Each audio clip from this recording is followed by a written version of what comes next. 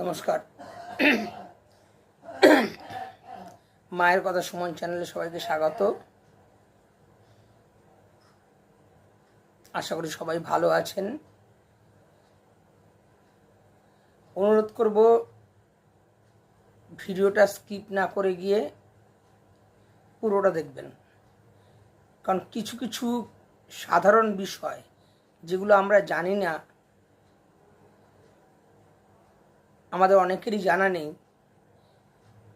এমন বিষয় কিন্তু আমাদের সংসারে অশান্তি রেখে আনে।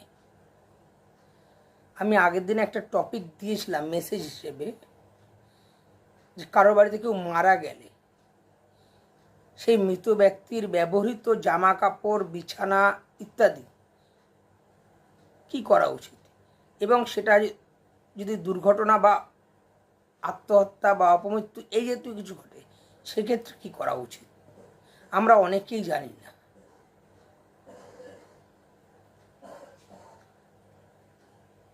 এমন অনেক পরিবার আছে যাদের ফ্যামিলিতে কেউ না কেউ আত্মহত্যা করেছেন,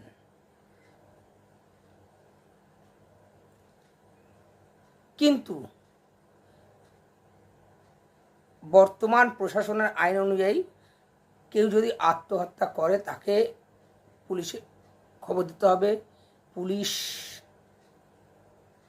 দেহ নিয়ে যাবে, হাসপাতালে যাবে, হাসপাতালে পোস্টমর্টেম হবে, তারপরে দেহ পরিবারবর্গের হাতে তুলে দেওয়া হয়।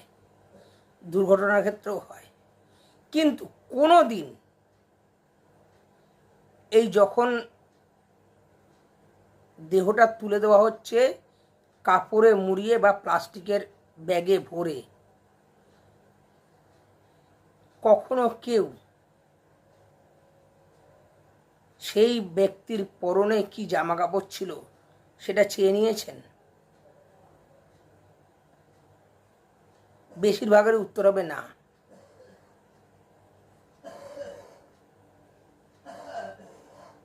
আপনারা সেই জামা কাপড়গুলো চেয়ে নেননি, কারণ চেয়ে নেওয়ার মতন মানসিকতা বা কী বলবো, মানসিক স্থিরতা কোনোটাই তখন থাকে না। কিন্তু এটা অতি আবশ্যকীয় কাজ যে ডাক্তার যিনি পোস্টমর্টেম করছেন অথবা সাহায্যকারী হিসেবে যারা আছে তাদের কাছে বলা, আগেই বলে দেওয়া, ডাক্তারবাবু এই ডেড বডির জামা কাপড় আমাদের দিয়ে দেবেন, হ্যান্ড ওভার করবেন।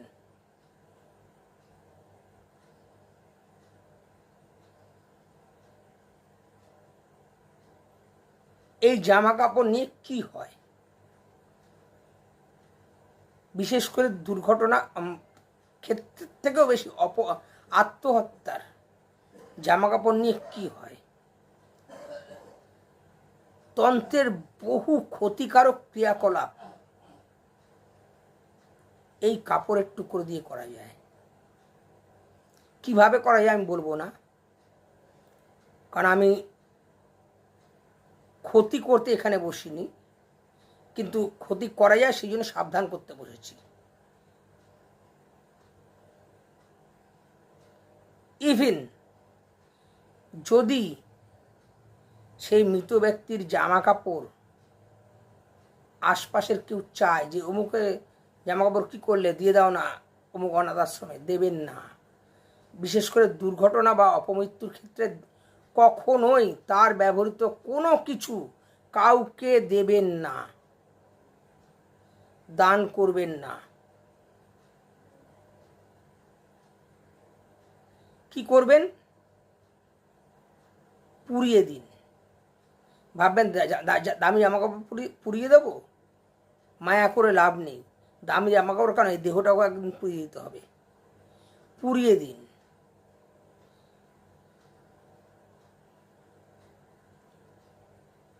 যদি অপমৃত্যু, আত্মহত্যা ইত্যাদি হয়, সে যে ঘরে আত্মহত্যা করেছে সেই ঘরে খুব কঠিন মনের মানুষ ছাড়া রাত্রে একা থাকতে দেবেন না কাউকে। অন্তত পক্ষে 14টা দিন। লোকে বলবে 3 দিনে তো কাজ হয়ে যায়,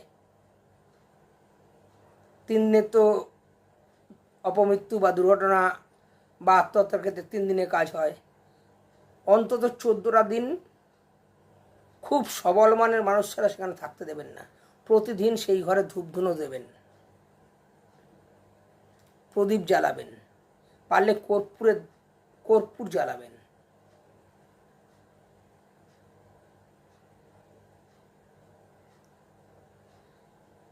একটা সময় না আমিও এসব বিশ্বাস করতাম না।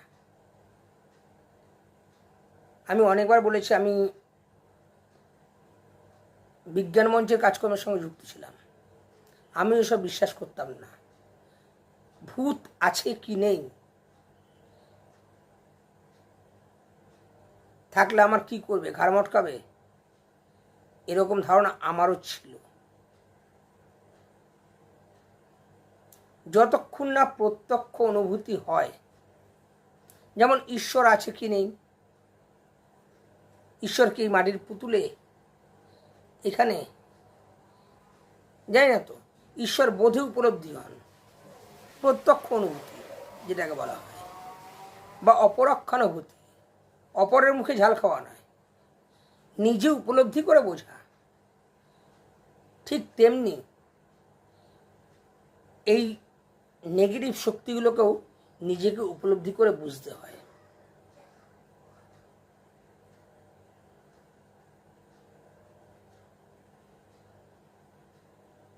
আমি শ্মশানে মশানে ঘুরে বেরিয়েছি, জানেন তো। তারাপীঠ শ্মশানে তো রাত্রির 2:30 পর্যন্তই কাটিয়েছি। এমনিও এখানে যখন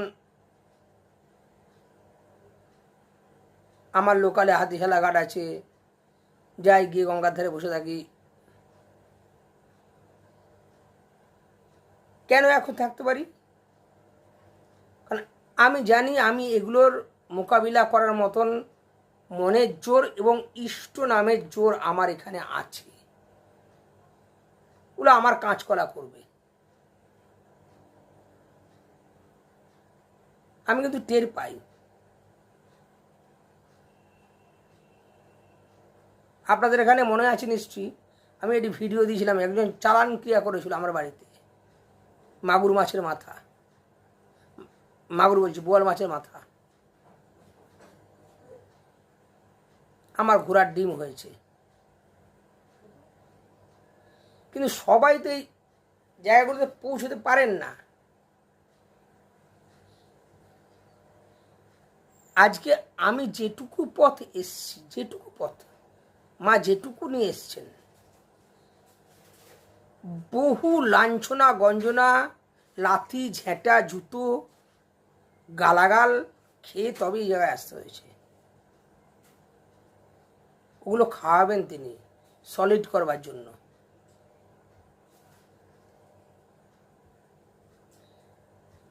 আর যদি কারো স্বাভাবিক মৃত্যু হয়, বয়স হয়ে গেছে, স্বাভাবিক মৃত্যু হয়েছে, সেক্ষেত্রে যেমন শ্রাদ্ধ কার্য হয়, শান্তি হয়, তারপর বাড়িতে একটা শান্তি সস্তান করতে পারেন এবং তার ব্যবহার্য জিনিস কোথাও দান করে দিতে পারেন।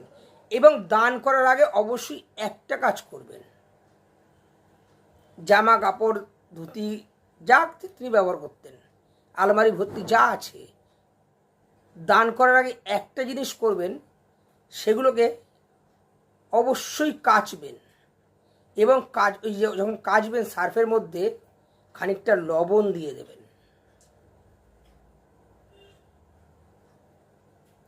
কেচে শুকিয়ে আপনি ওগুলো অনাথ আশ্রমে দান করে দিন, বা যার প্রয়োজন,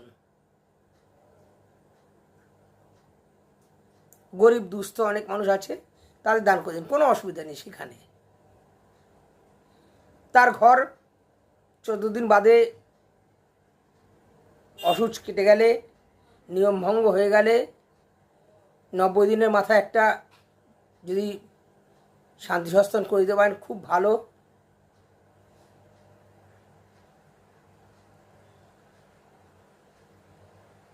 কোনো অসুবিধা নেই।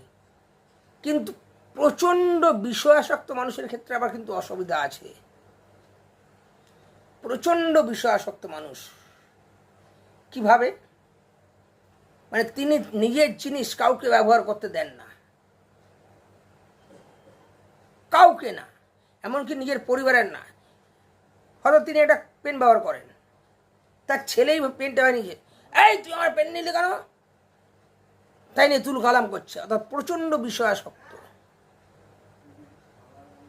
প্রচণ্ড বিষয়াসক্ত মানুষের জিনিস কিন্তু দেবেন না।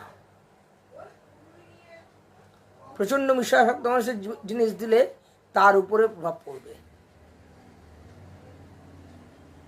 পড়বেই পড়বে।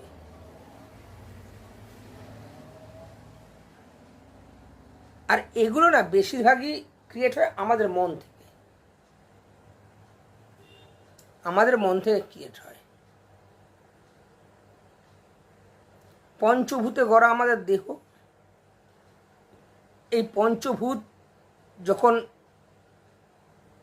অগ্নিতে বশীভূত হয়ে যাচ্ছে, এক একটি ভূত অর্থাৎ ক্ষিতি অপতেজ মরুদ্গম আলাদা আলাদা হয়ে যাচ্ছে। কিন্তু আমার অহংবোধটা এবং মনটা, তার সাথে যে মনের সংস্কারটা জড়িয়ে আছে, সেটা কিন্তু একসঙ্গেই থেকে যাচ্ছে এবং সেটা কিন্তু দেখা যায় না। দেহটা তো পুরো ছাই হলো। দেহটাকে ছাই করা হয় কেন? ওই যে অহং বোধ সমেত মন এবং মনের সংস্কার, সে যাতে ওই দেহের উপরে আসক্তি জন্মিয়ে না থাকে, যে এইটা আমার দেহ ছিল, এইটা আমার দেহ ছিল, আমি এই দেহতে থাকতাম, আমি এই দেহতে খেতাম, আমি এই দেহতে ঢুকতে পারছি না, এই ভাবনাটাকে তার সামনেই নষ্ট করে দেওয়ার জন্য দেহটা পুরানো হয়।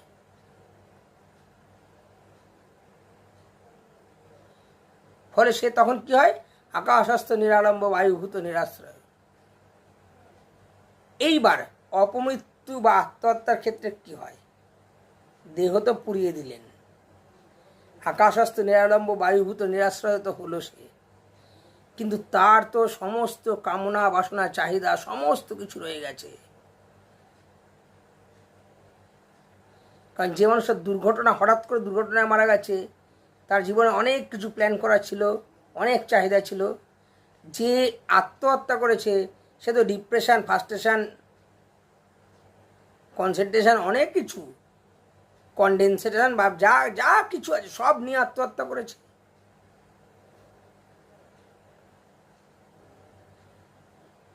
ফলে তার ওই মনোবৃত্তিটা কিন্তু সে ছাড়তে পারে না। সে ঘুরে বেড়ায় তার মনের পিপাসা মেটানোর জন্য, তৃষ্ণা নিবারণের জন্য, বিষয় তৃষ্ণা। কিভাবে মেটাবে? দেহ তো নেই, দেহটা তো ভোগের উপকরণ, দেহ দিয়ে তো ভোগ হয়। তখন সে কি করে? সিমিলারিটি খোঁজে, অর্থাৎ যে তাকে বেশি চিন্তা করছে,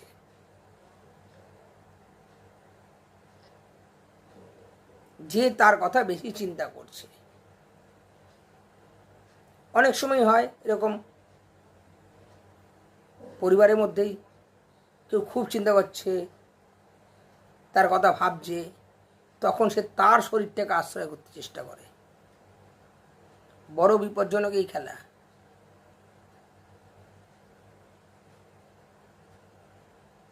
কেন বিপজ্জনক? কারণ এই যে মানুষটি যে মারা গেছে, সে তো গেছে, কিন্তু যে চিন্তা করছে, তার কন্টিনিউয়াস তার কথা বলে যাচ্ছে, তার কথা ভেবে যাচ্ছে, কোনো মানুষ আসলে তাকে বলছে এ আমার চলে গেল, এই হয়ে গেল, ওই হয়ে গেল, সেই হয়ে গেল, হ্যাঁ, ইত্যাদি ইত্যাদি। অর্থাৎ কন্টিনিউ সে নিজের মধ্যেই করে। এ কিন্তু মনের দ্বার খুলে দিচ্ছে, মনের দুয়ার খুলে দিচ্ছে। ফলে এই জায়গাটা দিয়ে সে যাকে ডাকছে বা যার কথা ভাবছে, সে না এসে অন্য কেউও চলে আসতে পারে। কারণ আমরা একটা ডাইমেনশনে বাস করি, আর এই প্রেতাত্মা বলুন বা আত্মা বলুন, ভূত প্রেত যাই বলুন, এরা আলাদা একটা ডাইমেনশনে বাস করে। কিন্তু আমি যখন মনের দুয়ারটা খুলে দিচ্ছি, দুটো ডাইমেনশনের মাঝখানে একটা ফাঁক হয়ে যাচ্ছে। এই ডাইমেনশন দিয়ে অন্য কেউ গলে আসতে পারে, সেটা কিন্তু ভয়ঙ্কর হয়ে দাঁড়ায়। বিদেশে বহু সিনেমা হয়েছে, আপনারা ভাববেন সিনেমা এগুলো, আমাদের দেশেও হয়েছে। আমাদের দেশে এগুলো অবশ্য গ্যাজাখুরি গপ্প ভর্তি। বিদেশে বহু সিনেমা হয়েছে, কনজিউরিং 2। আমি সিনেমার গল্প বলতে বসিনি এখানে। কনস্ট্যান্টাইন,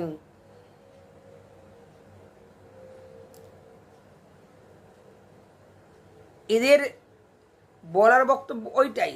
এবং এটা কিন্তু আমাদের শাস্ত্রও বলেছে। আমাদের শাস্ত্রও বলে যে গতাসু না গতাসু শোচত না অনুশোচন্তি পণ্ডিতা, যা গত হয়ে গেছে ছেড়ে দাও।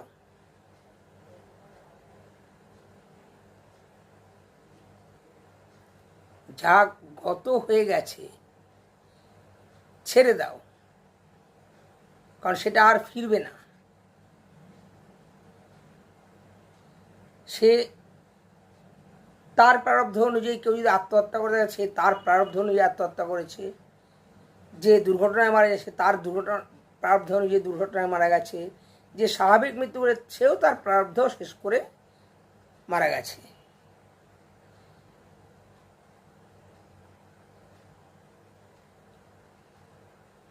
এবার বলি, যদি এরকম উৎপাত বাড়িতে হয়, আমি ছোট্ট একটা টিপস বলবো, টোটকা বলতে পারেন, যাই বলতে পারেন, কতটা কাজ হবে আমি নিজেও জানি না।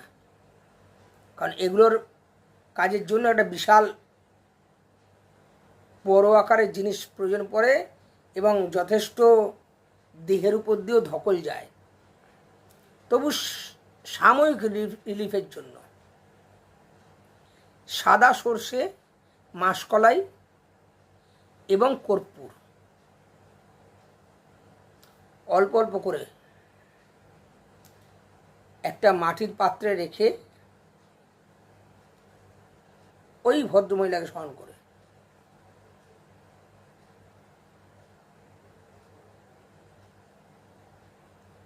মাকে স্মরণ করে এবং পশুপতি শিবকে স্মরণ করে, ওগুলো তার উদ্দেশ্যে। অর্থাৎ আপনি বুঝতে পারছেন যে বাড়িতে তার প্রেতাত্মাই ঘুরছে, অনুভব করছেন। কখনো কখনো দুটো ঘরের টেম্পারেচার আলাদা পাচ্ছেন, কখনো কখনো রাত্রিবেলা শুচ্ছেন, মনে হচ্ছে কেউ হেঁটে চলে ঘুরে বেড়াচ্ছে, কখনো কখনো মনে হচ্ছে আপনার পেছনে কেউ দাঁড়িয়ে আছে।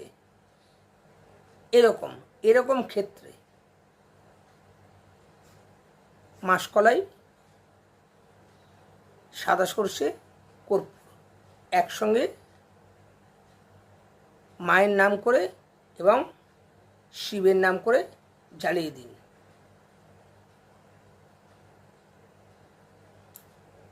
একটা পরিষ্কার মাটির পাত্র নেবেন, ছোট মাটির পাত্র কিনতে পাওয়া যায়, 2 টাকা 5 টাকা দাম নেবে বড় জোর, সরার মতন দেখতে।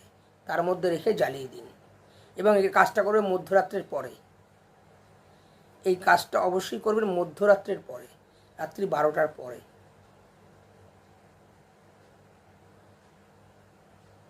আর দয়া করে প্ল্যানচেট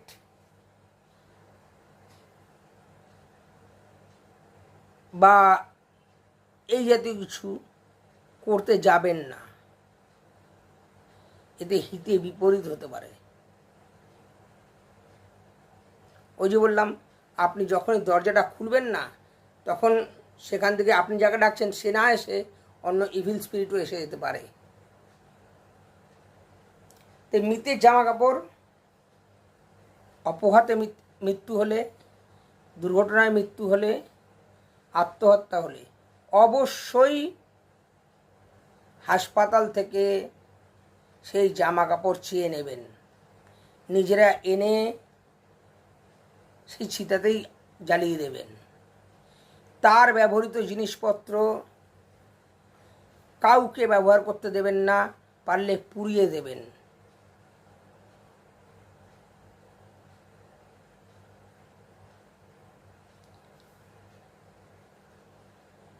প্রচণ্ড বিষয়াসক্ত মানুষের ক্ষেত্রেও একই জিনিস প্রযোজ্য, সেখানেও কিন্তু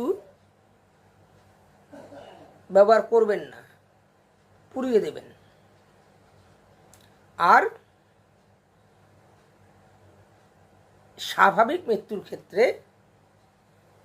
আপনি সেগুলো দান করতেই পারেন, কিন্তু দান করার আগে সেগুলোকে ভালো করে কাচবেন এবং সার্ফ হোক, যাই হোক, সোডা হোক, যাই দিয়ে আপনি কাচুন না কারণ, তার সাথে খানিকটা লবণ মিশিয়ে দেবেন।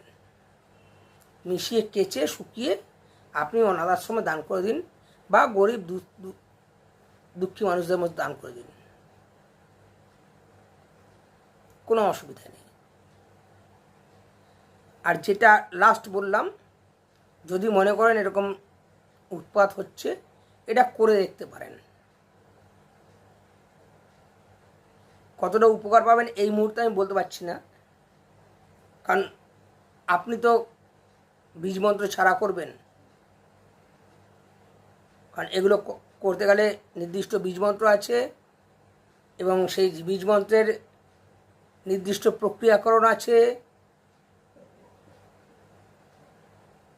আমি খালি বাহ্যিক উপায়টুকু বললাম, বীজমন্ত্র এখানে বলা সম্ভব নয়, কারণ আমি এখানে তান্ত্রিকগিরি করতে বসিনি। বীজমন্ত্র তাই আমি বলতে পারলাম না। আর দয়া করে ফেসবুক দেখে বা ইউটিউব দেখে এরকম কোনো বীজমন্ত্র জপ করতে যাবেন না, তাতে আরও ফ্যাসাদ বেড়ে যাবে, কমবে না। আমি ফেসবুকে দেখি তো, ফেসবুক আমিও দেখি, এখন ইউটিউবে যখন ভিডিও করছি ফেসবুক আমিও দেখি। বহু মানুষ নিজেকে বিজ্ঞ সাজাতে বা নিজেকে একটা বিরাট সাধক প্রমাণ করতে এমন সব বীজমন্ত্র লিখে দিচ্ছেন যে বীজমন্ত্রগুলো গৃহীর জন্য সর্বনাশকর বলাটা তো মানে খুব সামান্য বলা হলো, চূড়ান্ত ধ্বংসাত্মক সর্বনাশকর বললে মনে হয় বিশেষণটা খানিকটা দাঁড়ায়। দয়া করে হাত জোর করে বলবো, ফেসবুক দেখে বা ইউটিউব দেখে কোনো বীজমন্ত্র জপ করতে যাবেন না। হ্যাঁ, টোটকাটাই যেগুলি যে বলে করে দেখতে পারেন, আমিও বলি করে দেখুন না। লাভ হলে হবে, ক্ষতির তো কিছু নেই, লাভের আছে, কিন্তু তার সাথে যদি কোনো বীজমন্ত্র জপতে বলে অবশ্যই করবেন না, অবশ্যই করবেন না। এটা আপনাদের কাছে আমরা হাত জোর করে অনুরোধ। সবাই সুস্থ থাকুন, ভালো থাকুন। পরের ভিডিওর আরেকটা টপিক নিয়ে আসব, আমাকে একটু টপিক দিন। আপনারা এক দাদা জিজ্ঞাসা করেছেন, তিনি একজনের কাছে টাকা পান, আমি তার ভিডিওটা নিয়ে আগামী পরশু দিন আমি তাকে এটা জবাবটা দেব। কিন্তু ওই যে বললাম বীজমন্ত্র বলতে পারবো না, এগুলো আদায় মানে ব্যাপার হলো, এগুলোর মধ্যে বীজমন্ত্রের ব্যাপার আছে। বীজমন্ত্র নিয়মিত জপ করা এবং তার প্রক্রিয়া করা, পুরস্চরণ করা ইত্যাদি আছে, তাতে যদি মহামায়া সন্তুষ্ট হন তিনি তার টাকা ফেরত পেতে পারেন। আমি কিন্তু বীজমন্ত্র বলতে পারবো না, আমি সামান্যতম উপায় বলতে পারবো। আমি সেই উপায়টা বলবো তাকে, তিনি করবেন। সবাই ভালো থাকুন, সুস্থ থাকুন, আজকের মতো এখানে বিদায় নিচ্ছি। নমস্কার।